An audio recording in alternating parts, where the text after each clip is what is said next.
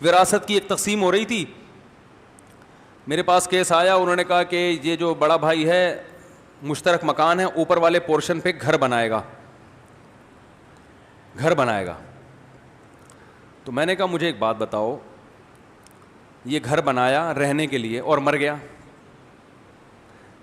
بات آ رہی ہے سمجھ میں؟ پھر کیا ہوگا؟ مسئلہ شریعت کا یہ, پوری بات بتاتا ہوں پھر سمجھ میں آئے گی. شریعت کا مسئلہ یہ ہے کہ آپ جب کسی کی زمین پر اپنے لیے گھر بناتے ہیں, زمین ابا کی تھی, پلاٹ ابا کا, بیٹے نے کہا کہ ابا میں گھر بنا رہا ہوں, ابا نے کہا میرا پلاٹ ہے اس پہ بنا لے, تو پلیٹ ابا کی ہے, اس میں بریانی بولو نا آپ کی ہے.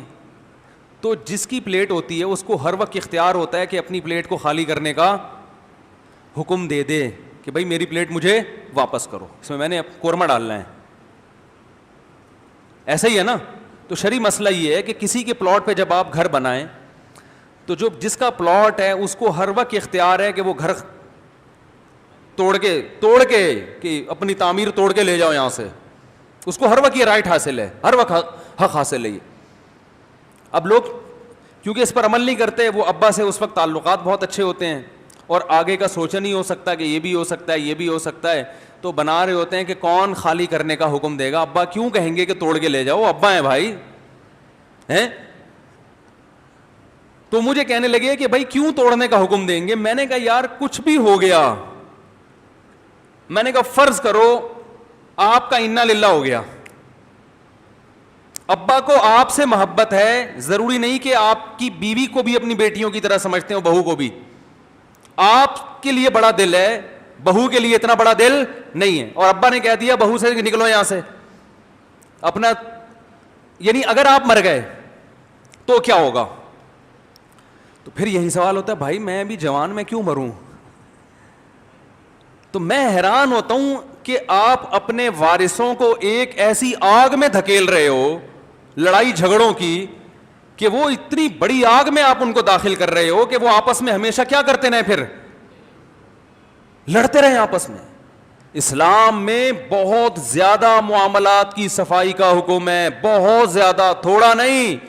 قرآن کی سب سے لمبی آیت جو نازل ہوئی ہے وہ سودوں کو لکھنے کے بارے میں, کہ جو سودا ہو, مالی لین دین ہو, ریٹن میں ہونا چاہیے, زبانی نہیں ہونا چاہیے. کیونکہ لڑائی کہاں سے شروع ہوتی ہے؟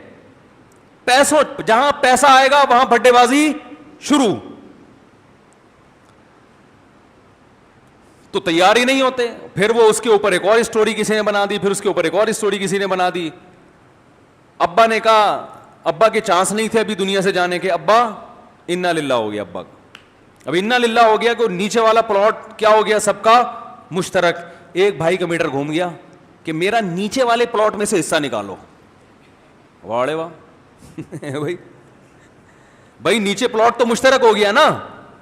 اب ایک بھائی کا میٹر گھوم گیا کہ یہ تو ابا کا پلاٹ تھا, اب ابا نہیں ہے تو ان کا پلاٹ بھی اب ان کا نہیں ہے, تو نیچے پلاٹ میں میرا بھی حصہ ہے, خالی کر کے دو.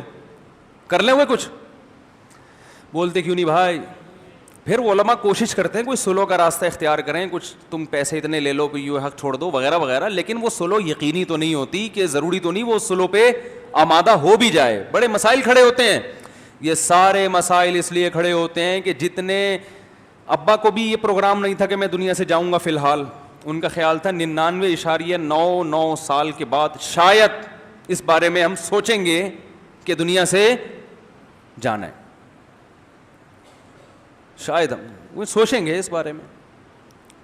یعنی عمل سے یہ ظاہر کر رہے ہو. ویسے آپ پوچھیں تو بھائی کہیں گے موت کا کیا بھروسہ, ارے جب بھروسہ نہیں ہے تو ایسا کام کیوں کر رہے ہو بھائی. ویسے کہہ رہے ہیں کہ موت کا کیا بھروسہ, جب بھروسہ نہیں ہے تو پھر یہ کچھ کیوں کر رہے ہیں.